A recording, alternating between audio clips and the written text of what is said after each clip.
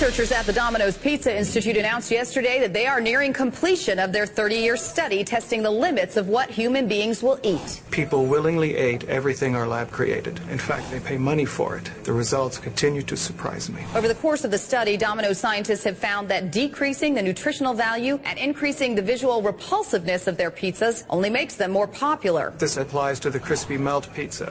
It's basically one pizza inverted on top of another pizza. It looks like something no animal should consume, much less a human. One recent creation is constructed out of a cardboard-based crust layered in Oreo cookie crumbs and drizzled with a wax-like substance. We hypothesized that the sight of it alone would repulse customers, but it became one of the most popular items on the menu. The Domino's scientists now believe that a certain percentage of human beings may have a genetic predisposition to eat unhealthy foods made from other, even unhealthier foods. The Institute will next test human tolerance of the crispy nacho platter pizza, the big New York hot dog pizza, and the strawberries and cream milkshake dessert pizza. In the final stages of this study, we plan to just top the pizzas with actual garbage, but judging from our findings, people will probably eat those too. Dr. Morris said he initially had moral issues with conducting the tests on humans, but has since come to see the subjects as, quote, cheese and sauce consuming beasts.